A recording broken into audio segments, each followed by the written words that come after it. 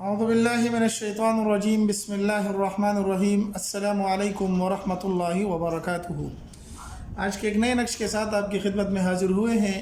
امید ہے کہ آپ تمام دوست خیر و عافیت کے ساتھ اپنی زندگی گزار رہے ہوں گے اور اللہ سے آپ کی خیریت اور عافیت چاہتے ہیں۔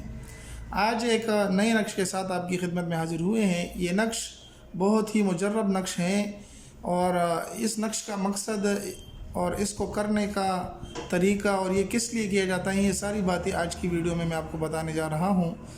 اگر کسی کا دشمن زیادہ ہوں، یعنی 1 2 3 4 5 زیادہ دشمن ہو اور وہ اس کے ساتھ مقابلہ نہیں کر سکتا، تو وہ کیا کرے؟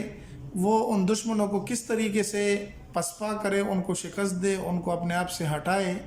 تو ایک دشمن ہو تو اس کو تو کنٹرول کیا جا سکتا ہے، لیکن بعض اوقات دشمن زیادہ ہوتے ہیں اور اس کے مقابلے میں اکیلا بندہ کیا کر سکتا ہے۔ تو انشاءاللہ میں آج آپ کے ساتھ ایسا نقش شریک کرنے جا رہا ہوں۔ 1 ہو، 2 ہو، 3 ہو، 4 ہو، 5 دشمن ہو، چاہے جتنے بھی ہو، آپ انشاءاللہ العزیز یہ نقش بنائیں گے۔ نقش بنا کر اس کو جس طریقے سے میں بتانے جا رہا ہوں استعمال کریں گے، انشاءاللہ العزیز دشمن میں پھوٹ پڑ جائے گی، دشمن منتشر ہو جائیں گے اور دشمن سے آپ کو چھٹکارا مل جائے گا۔ آتے ہیں نقش کی طرف، لیکن نقش سے پہلے آپ سے درخواست ہے کہ ہمارے چینل کو سبسکرائب کر کے لائک کر دیں اور اپنے دوستوں کے ساتھ بھی ضرور ہماری اس ویڈیو کو شریک کریں تاکہ میرے اور آپ کی وجہ سے کسی کو کار خیر مل سکے۔ آتے ہیں ویڈیو کی طرف۔ سب سے پہلے آپ نے اس طرح کا ایک نقش بنا لینا ہے۔ 1 2 3 4 5 6 7 8 9 10 11 12 13 14 15 16 17 16 خانوں کا نقش بنا لینا ہے۔ 1 2 3 4 4 4 16 خانوں کا آپ نے نقش بنا لینا ہے۔ اور سب سے پہلے آپ نے 786 لکھ دینا ہے، ٹھیک ہے؟ یہاں پر 786 لکھ دینا ہے اور اعداد لکھ دینے ہیں۔ یہ اعداد آپ اسی کے اندر لکھیں، صحیح ہے؟ 13 2 7 12 8 11 14 1 3 16 9 2 10 5 4 اور 15 یہ اعداد آپ لکھ لیں۔ چاروں خانوں کا نقش بنا لیں اس طریقے سے، اور اس کے اندر جو حروف مقطعات لکھنے ہیں وہ آپ نے اس طریقے سے لکھ لینے ہیں۔